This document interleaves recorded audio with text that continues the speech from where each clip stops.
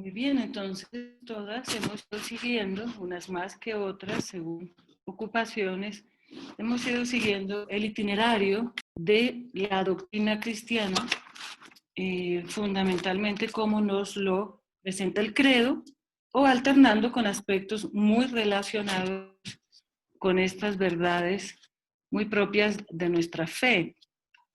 También de alguna manera hemos seguido los itinerarios de la vida de Cristo, como su vida, su vida pública, su vida oculta, su predicación, fundamentalmente el significado y el valor trascendente y de la pasión, muerte, resurrección, ascensión, bueno, descenso a los infiernos, resurrección, ascensión al cielo, y el estar a la derecha del Padre. Habíamos visto en su momento que Jesús les decía a los discípulos, si yo no me voy, no les puedo enviar el Paráclito, no les puedo enviar el Consolador, mostrando la necesidad de que el Espíritu continuara la obra de Cristo. No porque Cristo no pudiera continuarla, ellos no se van a separar, ellos no se han separado. Están los dos mutuamente de acuerdo en la tarea que están cumpliendo hacia la humanidad. Pero de alguna manera el plan redentor, el plan divino de santificación, de redención y de salvación, comprende la acción de las tres personas que son inseparables entre sí, de forma que para que pueda darse efectivamente, para que pueda realizarse a lo largo de los tiempos la presencia de Cristo, la identificación con Cristo, el que nos vayamos pareciendo más y más a Dios, es obra del Espíritu Santo. Que podamos conservar la vida espiritual, que podamos fomentar la interioridad, que podamos compartir los bienes divinos que el Señor nos tiene reservados, necesitamos la acción del Espíritu Santo. Entonces me gustaría preguntarle al público aquí presente, ¿qué saben? Lo básico que sepan del Espíritu Santo. ¿Quién es? ¿Qué hace? ¿Cómo se ha dado a conocer? Digamos que cuál es su actividad principal, a qué se dedica mientras nosotros estamos tan ocupados, a qué se dedica el Espíritu Santo. ¿Qué me pueden decir aquí las asistentes a esta clase? ¡Qué minoría, hola! No te preocupes, son las más valiosas del día de hoy. No es que valgan poco o mucho, sino que son las que están. Ay, Cata, pues decir del Espíritu Santo, como decía San José María, el gran desconocido. Bueno, Eso, ¿por qué como decía te, gran desconocido? pues porque no lo conocemos, no sabemos quién es, no sabemos cómo tratarlo, pero Bueno, además sabemos que es la tercera persona de la Santísima Trinidad. Y lo que tú nos acabas de introducir, cómo Jesús dijo, me tengo que ir para que... ¿y Omaira qué dice? O Ay, Janet. a mí me enamora, a mí me enamora. ¿Sí? Yo digo Sí, que yo ese, muero, ¿Y qué es lo que yo muero. enamora del Espíritu Santo? Ay, bueno, él representa el amor, él Sí, representa la unión entre el Padre y el Hijo. sí. Él representa, él me inspira, él me llena, él me sopla. ¿Pero es solo tuyo? Porque tienes mucha intimidad con él, ya veo. Ay, sí, yo soy más igualada con él. Cata, Dime. pero además también el Espíritu Santo es el que nos da la fortaleza para ser soldados del ejército de Cristo. ¿Quién Eso está es lo que hablando? pasa en la confirmación, ¿no? ¿Claudia? Sí, soy Claudia. Hola, ¿cómo estás? Pues sí, Bien, Cata, ¿tú cómo estás? con ganas de verlas, aunque sea con el nombre nomás mientras tanto. Después nos volvemos a saludar al final. Bueno, ¿y qué quiere decir ser soldados del ejército de Cristo? ¿Dónde está ese ejército? ¿Cómo es la cosa? Pues somos los que batallamos, digamos, desde la vida de cada uno para Sí, llegar a la santidad y para ayudar a muchas almas también a que lo logren. o sea que el ejército está principalmente configurado por los bautizados, ¿no? Sí, Sí, Y luego, es que como su nombre indica, los confirmados también. Los que exactamente. hemos sido, exacto, bautizados y confirmados hemos alcanzado la madurez, podríamos decir, en la confirmación, como el compromiso consciente de que no podemos ser indiferentes, que ya pertenecemos, como tú bien dices, como ese Ajá. ejército, a esas personas comprometidas con la fe y con el testimonio. Eso es así, eso es así.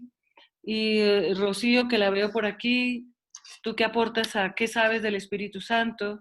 ¿Qué te gusta decir del Espíritu Santo? Pues que sé del Espíritu Santo que está permanentemente con nosotros, que nos Exactamente. ilumina, que nos acompaña, que nos da fortaleza, que realmente, o sea, es siempre un compañero eh, entre nosotros. Ciertamente es así, ciertamente. O sea que de alguna manera lo que ustedes han ido diciendo se refiere principalmente a la acción del Espíritu Santo en el interior de las almas, ¿no? No hemos hablado tanto de una acción exterior hacia la iglesia o hacia el conjunto del pueblo de Dios, sino la acción del Espíritu Santo en las almas, la permanente actividad de impulso, de iluminación, de compañía, y eso es cierto. Cata, perdón. Dime. Cata, ¿por qué se le dice Espíritu Santo Paráclito? Ah, ya, paráclito en griego quiere decir es el consolador. Ah, El consolador, como decía una amiga mía, ¿y por qué lo llaman paralítico? Era solamente paráclito, parácletos es consolador, pues en su acepción original. También, pues para el Hijo y para el Padre y todo, para estas acciones existen unos términos en las lenguas antiguas también, ¿no? Espíritu Santo, Paráclito, pero también se lo llama en español, pues, consolador, se lo identifica con el amor, con el fuego, con la luz, como ahora veremos. María del Rosario, ¿tienes tú algo que decir sobre el Espíritu Santo? ¿Alguna cosa que quieras aportar? ¿O no me oíste? Sí, te estoy oyendo perfecto. ¿Me oyen ustedes a mí? Sí, también, señora. también. Ah, bueno. Muchas gracias por la oportunidad de la pregunta. El aporte Dime. que yo podría dar del Espíritu Santo es la energía de la luz. Esa es mi percepción del Espíritu Santo, la cual me apego mucho a ella. Es una Sí, energía la luz. valiosa para mí porque no solamente fortalece el espíritu, sino ilumina el camino del bien, de la verdad, que es lo que yo siempre pido en mis oraciones, que nos Claro, iluminen a la humanidad para hacer el bien, para ser más humanos, para ser más humildes. De esa perfecto, misma manera es que yo me fortalezco en el Espíritu Santo. perfecto. Y creo que así lo hemos conocido, así nos lo han enseñado y así lo muestra la iglesia, así nos lo enseña la iglesia en su catequesis, en su liturgia, en sus celebraciones, siempre está presente el Espíritu Santo, ¿no? Ujú. Precisamente empezamos la Santa Misa en el nombre del Padre y del Hijo y del Espíritu Santo. Cada sacramento está presidido por la invocación de las tres personas inseparablemente, ¿no? Yo te bautizo en el nombre del Padre y del Hijo y del Espíritu Santo. O recibe y en la confirmación, en la comunión específicamente cuando comulgamos no, pero sí para que descienda sobre el altar con las palabras del sacerdote, él ha bendecido antes los dones para que sean el cuerpo y la sangre del Señor. Y existe esa invocación previa a la consagración, que es una invocación específica al Espíritu Santo. Cuando dice, bendice, oh Padre, que hasta el cielo por manos de tu ángel. Bueno, siempre de alguna manera se está invocando la acción específica del Espíritu Santo en la conformación pues, de la Eucaristía y a su vez el Espíritu Santo está también actuando a través del sacerdote en cada sacramento. Así como cada sacramento el sacerdote representa a Cristo en acción, pues el Espíritu Santo es el que hace posible que esa acción se realice en cada uno de nosotros y tenga los efectos que tiene también según nuestras disposiciones. Entonces, las cosas básicas que sabemos del Espíritu Santo, pues están aquí, ¿no? Es uno de los tres de la Trinidad, es una persona distinta del Padre y del Hijo, pero es Dios, como ellos. Fue enviado por Cristo después de su resurrección y de su ascensión al cielo. Por eso lo venía anunciando, ¿no? Tengo que enviarles un consolador. Si yo no me voy, no vendrá a ustedes el consolador, el paráclito, ¿no? Y como decimos también en las oraciones, ilumina, vivifica, santifica, enciende, protege, rige a la iglesia y la sostiene hasta el final de los tiempos. Por eso la iglesia es indefectible, no faltará nunca, no puede fallar. Primero porque Cristo prometió su asistencia hasta el final de los tiempos. Yo estaré con vosotros hasta el final del mundo. Y eso es una promesa que se cumple por la acción permanente del Espíritu Santo. Y no podemos dudar de ella, pertenece a la fe.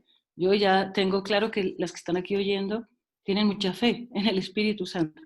Quizá lo que tenemos que hacer es conocerlo mejor para poder tratarlo mejor.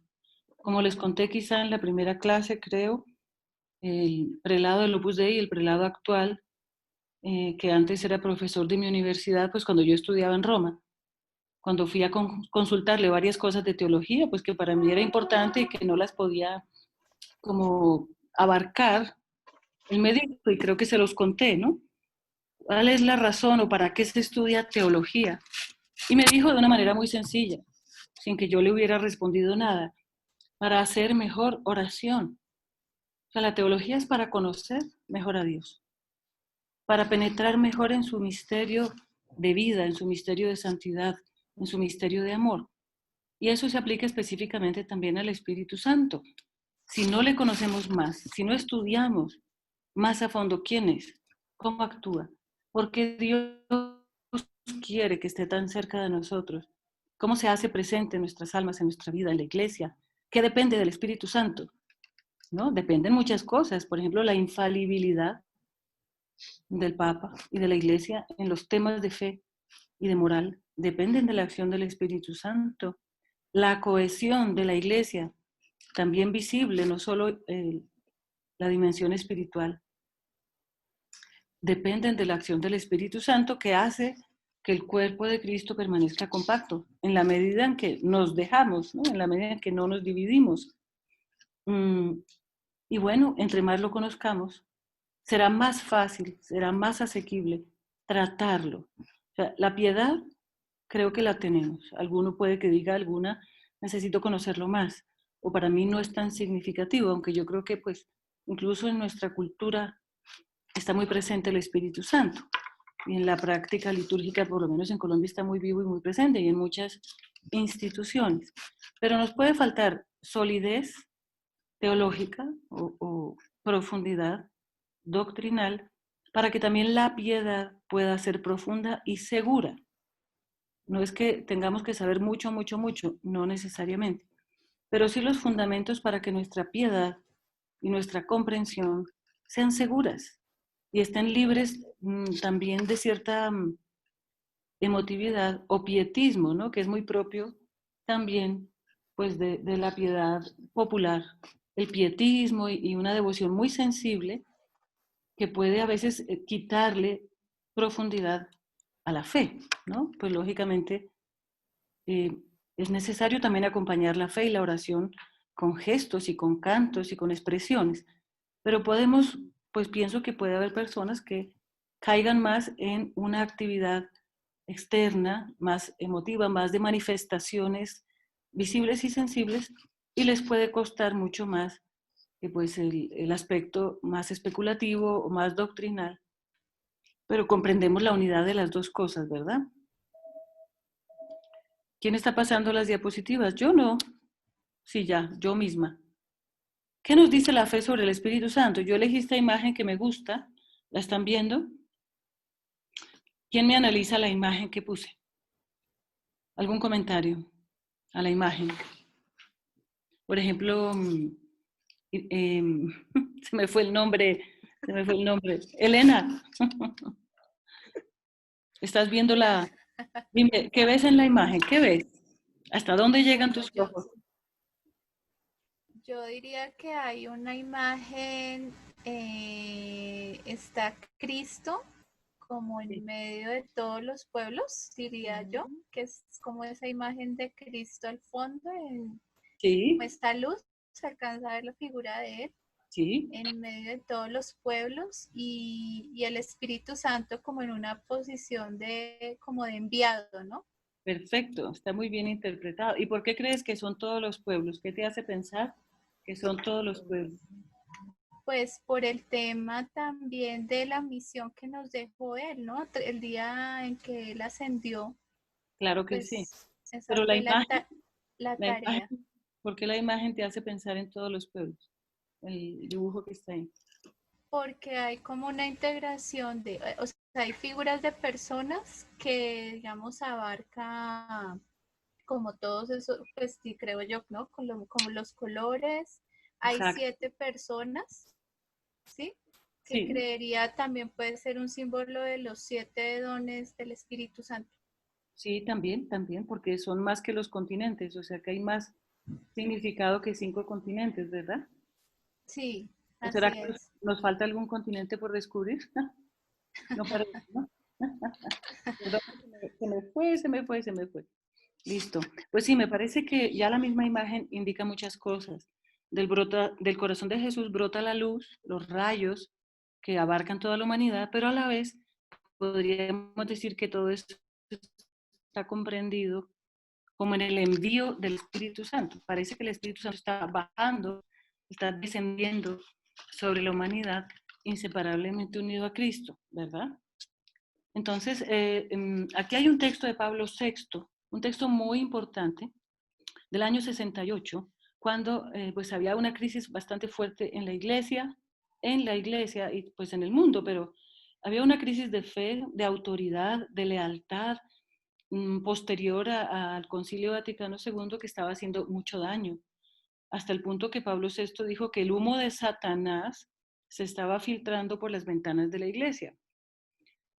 E incluso podríamos decir que en muchos momentos el humo de Satanás ha salido de dentro de la iglesia. No solo ha metido dentro, sino que desde dentro actúa también, cosa que es pues muy seria y muy delicada de decir. Y Pablo VI compuso este escrito que es muy largo. Aquí solo recojo lo referente al Espíritu Santo y al Padre, etc. Y se llama El Credo del Pueblo de Dios. Lo publicó, lo leyó públicamente como una profesión de fe para que los fieles tuvieran la certeza de que la fe no ha cambiado, de que aunque hubiera lobos entre los pastores y lobos entre las ovejas, la fe sigue firme y confesamos lo mismo que siempre hemos confesado. Y decía en tono solemne y categórico: creemos en el Espíritu Santo, Señor y vivificador, que con el Padre y el Hijo es juntamente adorado y glorificado, que habló por los profetas, fue enviado por Cristo después de su resurrección y ascensión al Padre, ilumina, vivifica, protege y rige la Iglesia, cuyos miembros purifica con tal de que no desechen la gracia. Su acción, que penetra lo más íntimo del alma, hace apto al hombre de responder a aquel precepto de Cristo: sed perfectos como también es perfecto vuestro Padre Celestial.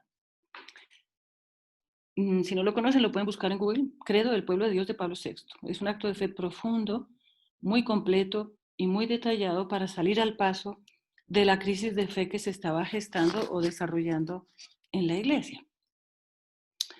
Como consecuencia de todo esto, la fe nos dice también en esta imagen que no es el Espíritu Santo, es una paloma que le llegaba a las manos al Papa. ¿Se acuerdan de esa imagen que ha salido muchas veces? Pues es muy bonita porque se ve el Papa muy contento o muy sorprendido por la actuación de la paloma. En varios momentos le han dado palomas para que las suelte en signo de paz, como un símbolo de la paz que pues la iglesia quiere traer. Y está con una cara muy sonriente, muy alegre, ¿no? Pues eso es también una acción del Espíritu Santo, la protección que el Espíritu ejerce sobre la misión del Papa y sobre la iglesia. No deja de ser muy llamativo que en el siglo XX haya una lista ya abundante de papas santos, de papas muy santos. Como consecuencia de la acción del Espíritu Santo y por ser Dios, la Iglesia confiesa que merece el Espíritu Divino la misma adoración y gloria. No es inferior al Padre, ni es inferior al Hijo, ni el Espíritu Santo está separado del Padre y del Hijo. Si alguna pudo leer el himno que les recomendé la vez pasada, que se llama el símbolo atanasiano, o el quicunque en latín, el que quiera confesar la fe católica debe creer, y hace como un canto solemne, una confesión de fe sobre las tres personas divinas, sobre lo que hemos de creer para salvarnos. Eso también lo recoge el credo, ¿no? El Padre y el Hijo son de la misma sustancia. Y el credo recoge, en latín, la palabra consustancialidad. No sé si la ven aquí.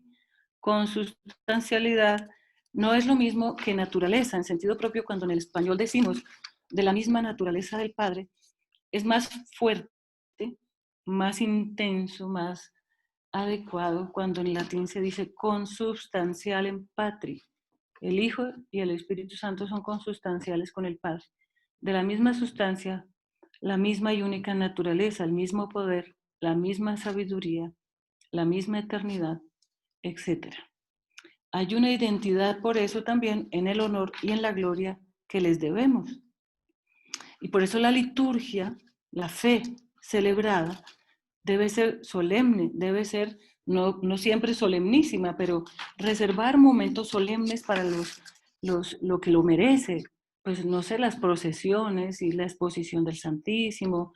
Cuando se hacen los sacramentos, pues debería haber una cierta solemnidad y una compostura que no quede banalizada, pues a veces uno ve en los bautizos tantos fotógrafos y tanto relajo que se les olvida que la parte esencial es lo que está haciendo el sacerdote en el pequeñito que se va a incorporar a la iglesia. Decimos del Espíritu Santo que en todo momento obra junto con el Padre y con el Hijo en las actividades u obras que llamamos ad extra, que salen de sí mismos, ¿no? Existen las acciones o las obras o las relaciones ad intra de la Trinidad, en la cual el Padre, el Hijo y el Espíritu Santo, pues cada uno es hacia los otros, es la paternidad, la filiación, el amor o inspiración es el Espíritu Santo.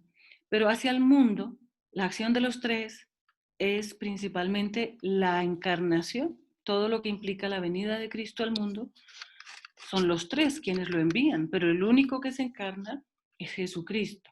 Pero está también en medio el Espíritu Santo, como le dijo el ángel a María. ¿Qué le dijo el ángel a María respecto al Espíritu Santo? ¿Se acuerdan? ¿Qué le dice el ángel? El Que Espíritu Santo estará sobre ella y concebirá un hijo. Es un texto muy completo, ¿no? Le dice que, ¿y cómo será esto si no conozco varón?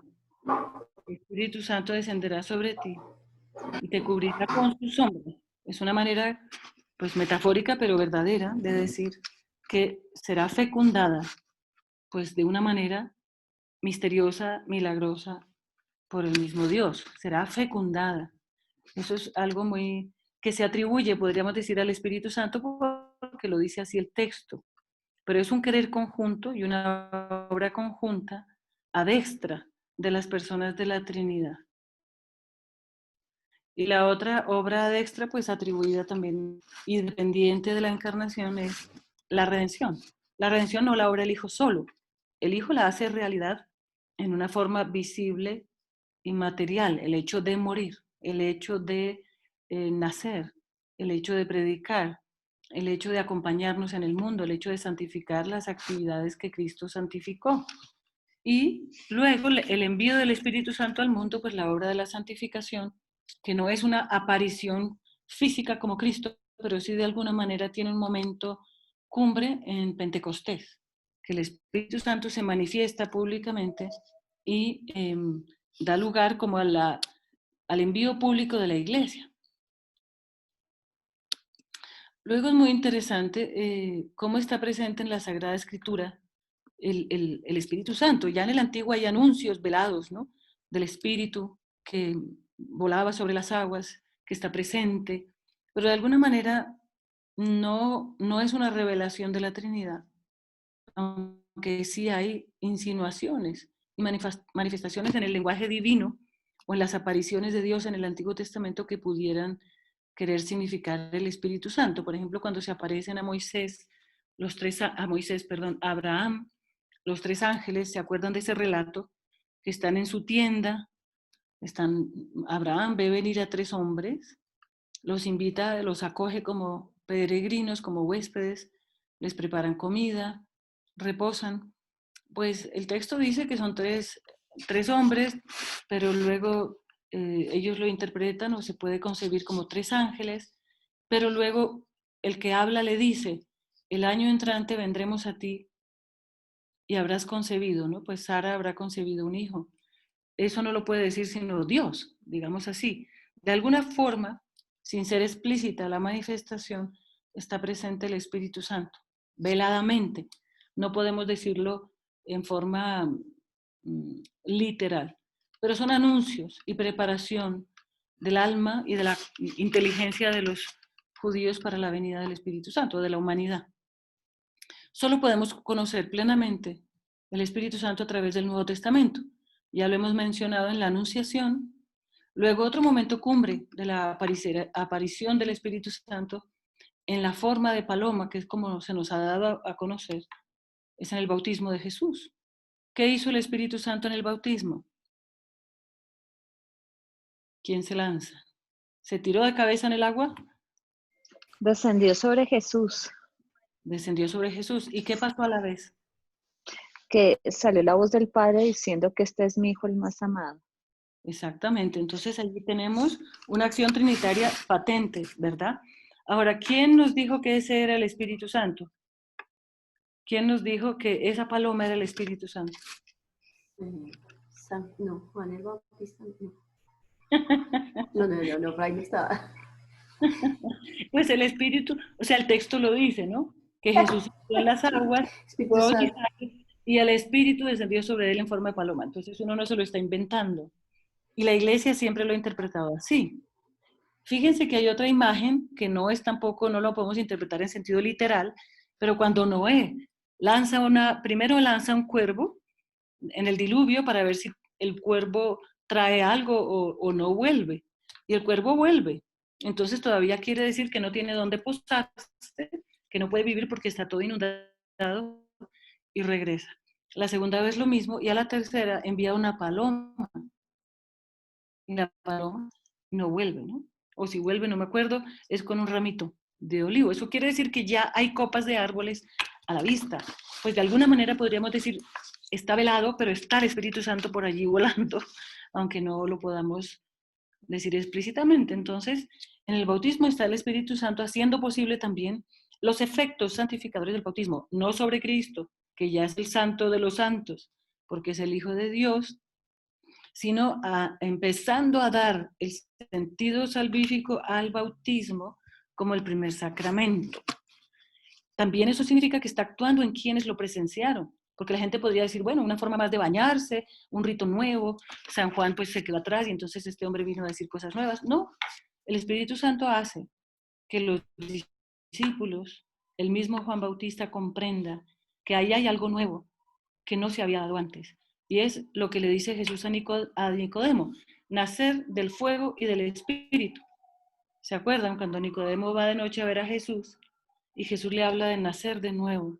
¿Cómo puedo nacer de nuevo? Ya salí del vientre de mi madre, ¿cómo vuelvo a entrar? De una forma como muy básica, ¿no? ¿Cómo así? ¿Cómo puedo volver a entrar? Jesús le dice, por medio del agua y del Espíritu. Ese es el bautismo. Esa es la tarea de la santificación. Y San Juan lo entendió también así. Es el bautismo de verdad. Este sí es el bautismo salvífico. El anterior de la disposición interior de los corazones para arrepentirse y recibir la gracia. Luego también, cuando Jesús resucita, se les aparece y les dice, en un texto de Juan 20:21, Jesús les dijo otra vez, paz a vosotros, pax vobis. Como me envió el Padre, así también yo os envío. Y habiendo dicho esto, sopló y les dijo, recibid al Espíritu Santo. a quienes remitiereis los pecados les son remitidos o perdonados, y a quienes se los retuviereis les son retenidos. Esto es semejante a un texto paralelo que dice, lo que aten en la tierra quedará atado en el cielo, lo que desaten en la tierra quedará desatado en el cielo. Eso se llama, en la iglesia se llama el poder de las llaves, el poder que ha dado Cristo a la iglesia, por acción del Espíritu también, de perdonar o retener los pecados. ¿Por qué no se remite? ¿Por qué no se perdona un pecado? Muchas veces porque no hay verdadera contrición, porque no hay voluntad de cambiar, ¿no? De luchar por no cometerlo, de cambiar de conducta, de poner todo para evitar esa ocasión o para dejar de actuar de esa manera, pues tiene que ver como un compromiso de romper con el pecado, pues, o como se dice, pues también cuando son pecados o acciones que tienen que ver con la justicia, pues hay que reparar y hay que retribuir, hay que devolver lo robado o restituir lo que se ha injustamente robado, ¿no? De alguna manera obtenido. Se puede no absolver, pues porque no hay una voluntad de cambio, porque no hay verdadera contrición, o porque una persona dice, sí, yo reconozco este pecado, pero lo voy a volver a cometer porque sigo odiando a esa persona, ¿no? O amando a esa persona, una de dos. Ese es el poder de las llaves. Y es posterior a que Jesús sopla y les dice, recibid al Espíritu Santo. O sea que el Espíritu Santo también es reconocido en la Sagrada Escritura como un soplo de vida. En la creación se relata de una forma muy primitiva, muy arcaica, que Dios sopló en las narices de Adán, dice el texto más o menos.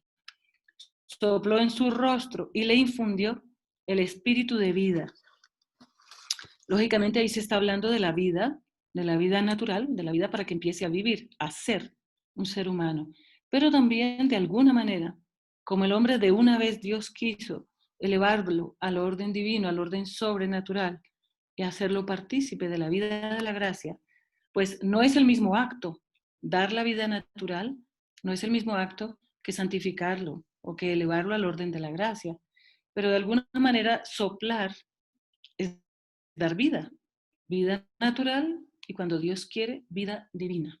Entonces cuando los padres conciben a un hijo, engendran a un hijo, ahí hay una acción natural por parte de los padres, que es el hecho de engendrar, de concebir, pero hay una acción divina a la vez de dar vida, y esa es la vida natural. Pero Dios, a través del bautismo, porque antes no, porque se perdió por el pecado, el infundirnos la vida de la gracia desde el principio, solo a través del bautismo podemos recibir el soplo del Espíritu, el don del Espíritu que viene por el bautismo. La Sagrada Escritura es muy rica en textos sobre el Espíritu Santo. Yo recogí varios porque me encantan los textos de la Sagrada Escritura y nos enseñan mucho sobre el Espíritu Santo. También les dice Jesús en Juan 16, antes de la resurrección. Yo les digo la verdad, les conviene que yo me vaya, porque si no me voy no vendrá a ustedes el Paráclito, pero si me voy, se los enviaré. Así se va preparando también la recepción de la tercera persona de la Trinidad, que podía resultar un poco más difícil de comprender para todos ellos.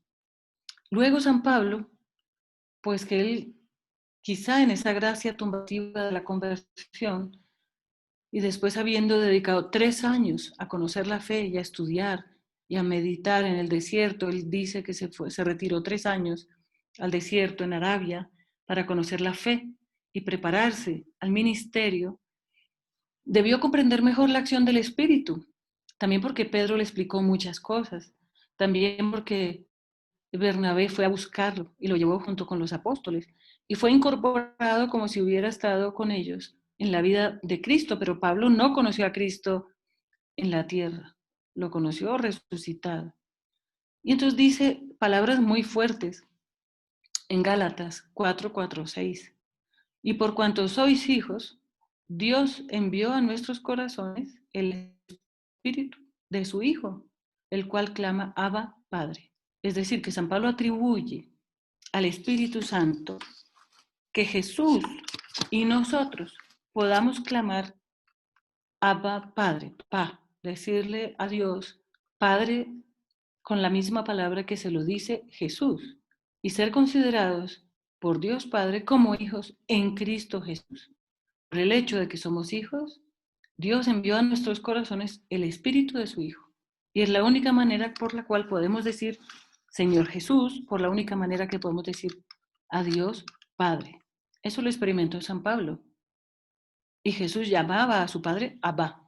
Lo vemos en el Huerto de los Olivos y lo haría muchísimas otras veces, con seguridad. Luego también San Pablo en Romanos 5:5. Es un texto que también admite diversos significados, pero en este que he recogido aquí, la esperanza no defrauda, porque el amor, también podría poner ahí el Espíritu Santo, el Espíritu de Dios, ha sido derramado en nuestros corazones por el Espíritu Santo que nos fue dado. O sea, suena como una reiteración, pero se puede sustituir amor por caridad. Y llega un momento en que San Juan identifica caridad con Espíritu Santo, porque el amor de Dios ha sido derramado en nuestros corazones por el Espíritu Santo que nos ha sido dado.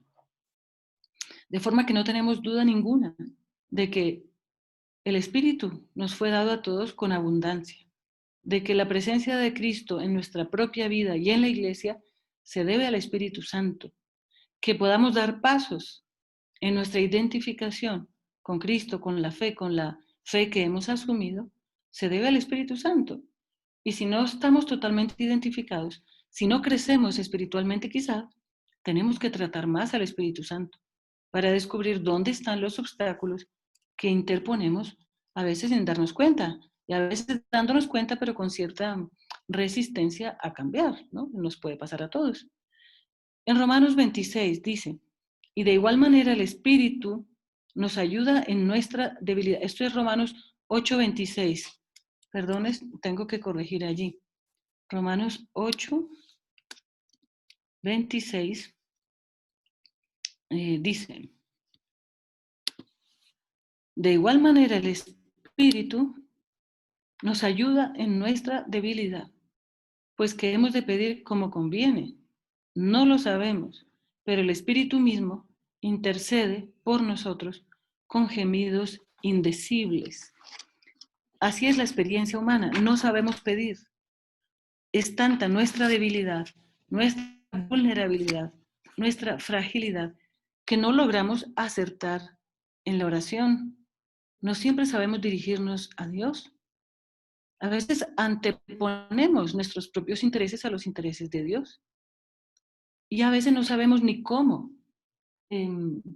avanzar en la oración, o no sabemos cómo disponernos mejor, o a bajarnos para no estar como el publicano delante de Dios, orando con prepotencia o con soberbia o con orgullo.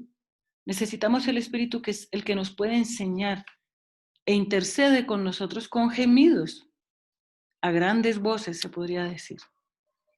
Entonces, pues esto ya lo hemos recordado, el anagrama de la Trinidad, porque el Espíritu está junto con el Padre y el Hijo actuando siempre. Pero de alguna manera, el hecho de no ser el Padre, de no ser el Hijo, sino ser el Espíritu de ambos, de ser la unión amorosa de ambos, de ser la expresión hecha persona del amor eterno entre las personas divinas, supone que tiene también un papel propio, que no es que siempre tiene que andar pidiendo permiso, ¿no?, al Padre y al Hijo para actuar en el mundo, para actuar en nosotros, para intervenir.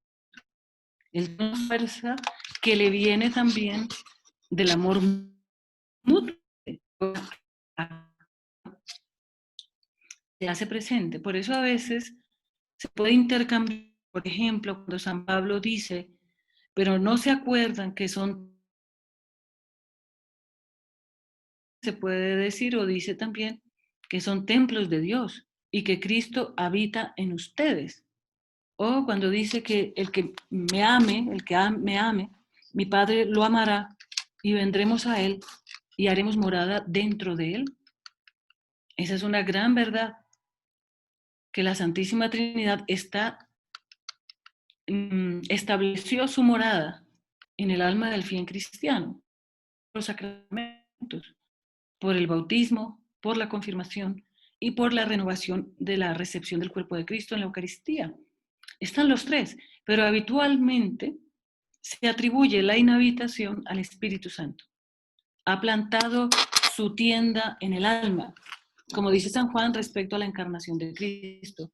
Plantó su tienda entre nosotros, porque se expresaban con una terminología, en cierto modo, nómada. Las tiendas se trasladan. No hay ciudades hechas de tiendas, de carpas. Las carpas eran para los beduinos y para los nómadas, pues, o los gitanos, ¿no? Se trasladan con carromatos, con esos carros, casas que van por todas partes. Pues el Espíritu Santo plantó su tienda en nuestras almas. ¿Qué han dicho entonces los concilios solemnes sobre el Espíritu Santo? Las reuniones de la Santa Sede de la Iglesia en los momentos de ataques a la persona del Espíritu Santo. Ha habido muchos ataques y muchas herejías en aquellos años en que también se daban las herejías teológicas y trinitarias, ¿no? En la Iglesia. Precisamente en el Concilio Ecuménico de Constantinopla, en el año 381, que es posterior a Nicea y anterior a Calcedonia, donde se estaban definiendo las principales verdades sobre Jesucristo, se incorporó esta expresión: creemos en el Espíritu Santo, Señor y dador de vida, que procede del Padre, en Constantinopla, y del Padre y del Hijo, ¿no? El texto está ahí incompleto. La Iglesia reconoce principalmente al Padre como la fuente y el origen de toda divinidad. Digamos que en cierto modo va distinguiendo, procede del Padre, luego más adelante se incorpora y del Hijo.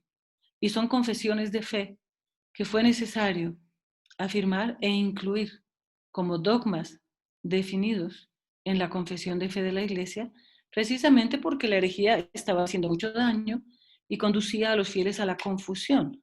Uno no se hace cristiano y a la mañana siguiente comprende el misterio de la Santísima Trinidad, ni comprende tampoco la intimidad divina como es, ni su acción en nosotros.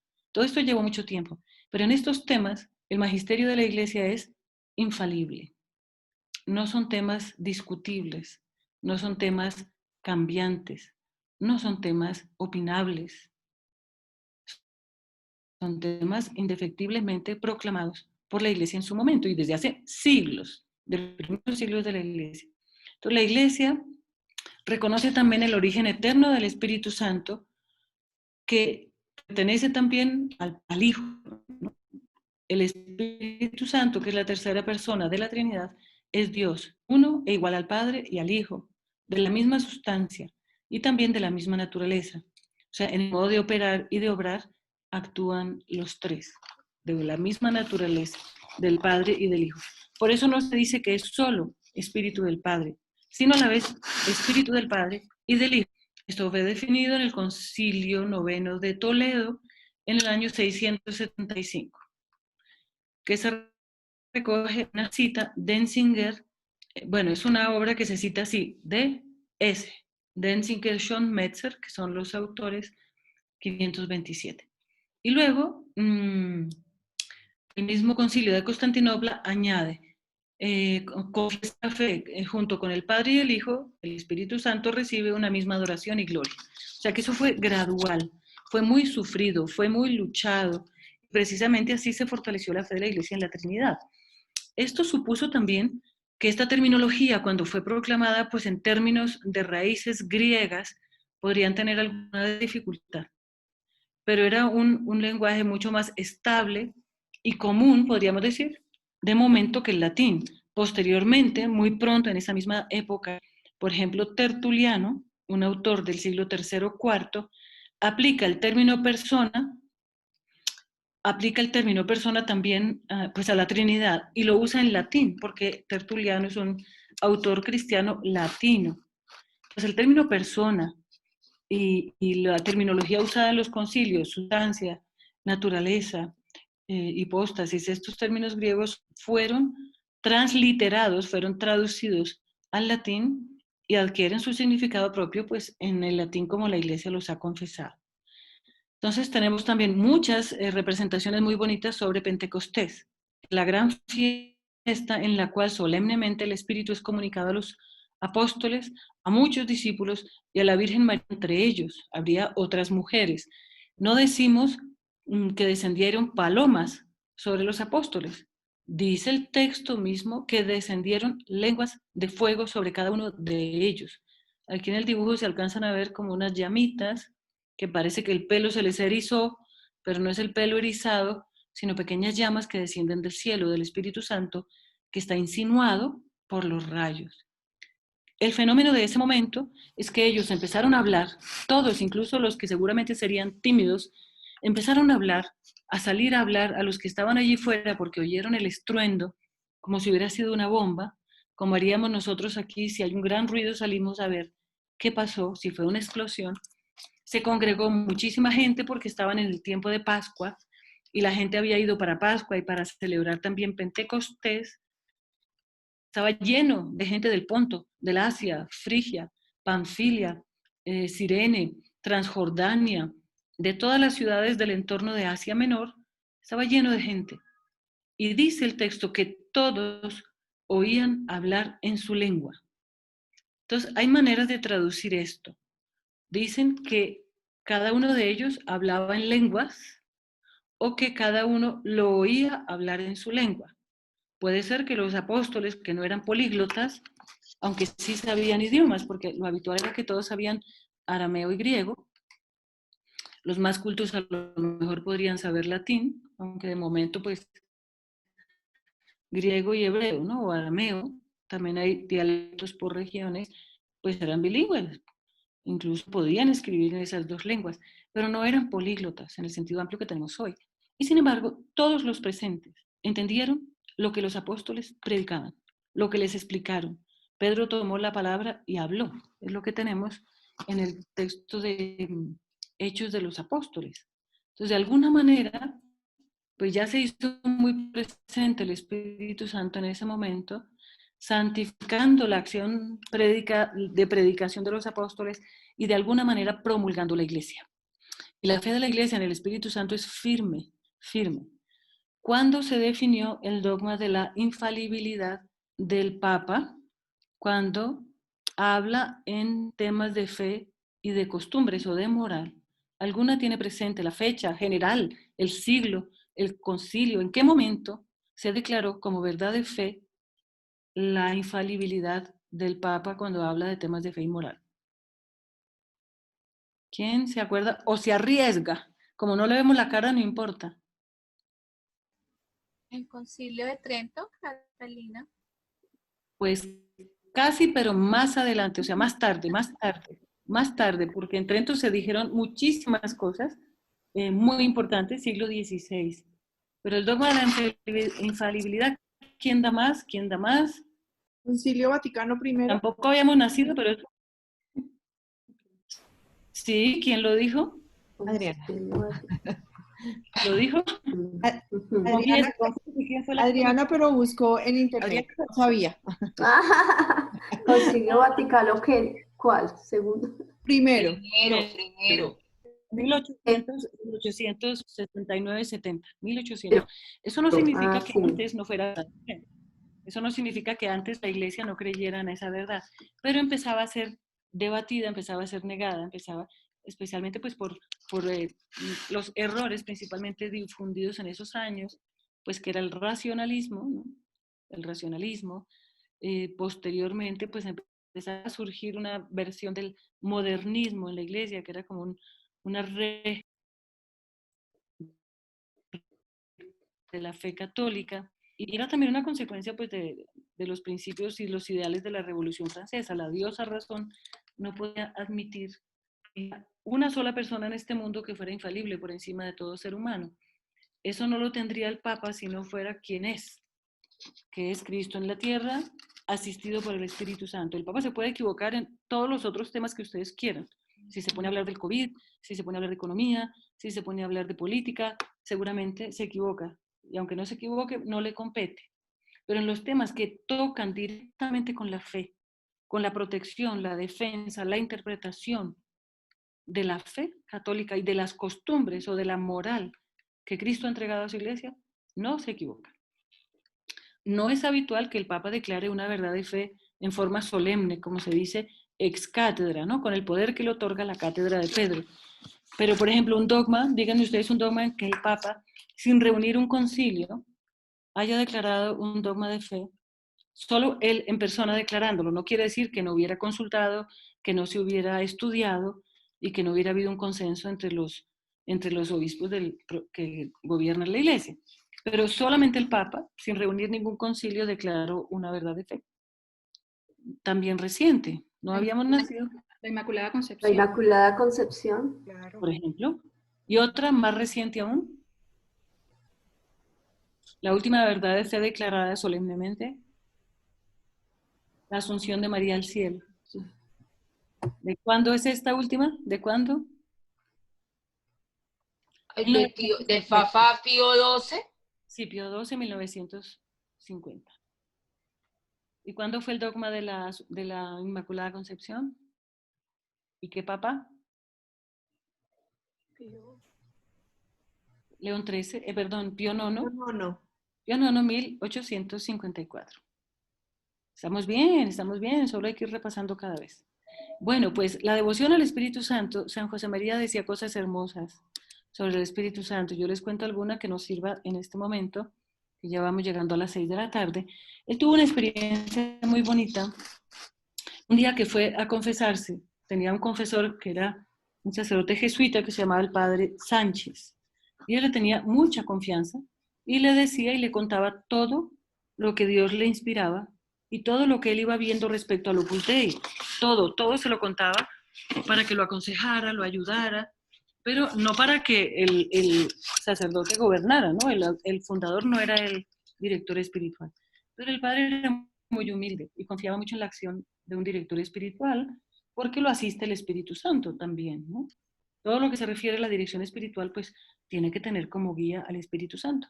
Entonces este confesor, el padre Sánchez, San José María a veces decía, mi buen padre Sánchez, me dijo, no le hable, óigale al Espíritu Santo, no le hable, óigalo. Y esto le abrió un horizonte enorme, que está recogido en sus apuntes íntimos, que él dio en llamar Mis Catalinas. Imagínense qué nombre tan importante. Entonces, todo lo que él escribía de su vida espiritual, de las intimidades que Dios le manifestaba, de cosas fundacionales, las iba escribiendo en unos cuadernos. Se conservan 8 cuadernos, así manuscritos de José María, en que él los llamaba las Catalinas, porque es como lo que Dios le iba mostrando, y él pensaba en Santa Catalina de Siena, que también fue muy llevada por la luz de Dios para cambiar la vida de la iglesia en esos años. Luego, San José María cuenta allí que él sí le tenía mucha devoción al Padre, que él trataba con mucha fe al Hijo, y que también tenía trato con el Espíritu Santo, pero no había llegado a captar en profundidad la verdad de su presencia. Y escribe, siento su acción dentro de mí, quiero dejarme iluminar, quiero dejarme llevar, quiero. Y entonces se propone tratar continuamente, hacer posible al Espíritu Santo. Esa luz que le dio el confesor fue decisiva en su vida. No le hable, óigale. Entonces él tiene, pues esos textos están publicados en muchos sitios, en la biografía de Vázquez de Prada, en el tomo 1, aparece ese texto. No tengo aquí la página, seguro que una lo busca y nos lo dice antes de despedirnos. Y luego también está en Cristo ¿Qué pasa? Una homilía, pues que es una meditación que él predicó en Roma que se llama El Gran Desconocido. Como nos dijo Marcela al principio, él sí pensaba que los fieles cristianos conocían muy poco al Espíritu Santo, que en buena parte se hablaba muchísimo de Jesucristo, o se hablaba de Dios, pero del Espíritu Santo poco. Y escribió esa homilía para darlo más a conocer. Y también compuso, en su intimidad con Dios, compuso esta oración, que la rezaba siempre y que me parece que es muy completa. Pues yo la uso con mucha frecuencia y ahí se las dejo para que la puedan leer. Yo les compartimos la presentación, se la mando a Sara, pero a mí me gusta mucho porque es verdaderamente completa. Ven Espíritu Santo, ilumina mi entendimiento para conocer tus mandatos. Fortalece mi corazón contra las insidias del enemigo. inflama mi voluntad. He oído tu voz y no quiero endurecerme y resistir diciendo después, mañana. Nunc cepi. Esto en latín quiere decir ahora, empiezo. No vaya a ser que el mañana me falte. Oh espíritu de verdad y de sabiduría, espíritu de entendimiento y de consejo, espíritu de gozo y de paz. Quiero lo que quieras, quiero porque quieres, quiero como quieras, quiero cuando quieras. Eso es un compromiso muy grande con el Espíritu Santo. Y Qué otra hermosura. es muy significativa y nos puede ayudar mucho a rezar al Espíritu Santo y a tratarlo. Ahora, hay que evitar algunos peligros, ¿no? Por ejemplo, ustedes conocen muy bien, saben que existen los movimientos pentecostales y también dentro de la Iglesia Católica existen los movimientos carismáticos. Obviamente, pues, están reconocidos por la Iglesia y están muy difundidos y tienen un gran aporte y una gran sensibilidad hacia la acción del Espíritu Santo. Aún así, hay que evitar algo pues, que es un riesgo que se da y que alguna vez la Santa Sede ha advertido, que el hecho de poner en el centro de la devoción y de la piedad al Espíritu Santo no puede ir por encima o en contra del trato y la presencia del Espíritu Santo, de Jesucristo y del Padre. O sea, el Espíritu Santo no puede ponerse en el lugar como si fuera el único o como si fuera el principal, en el sentido de que no es necesario poner al mismo nivel al Hijo o al Padre.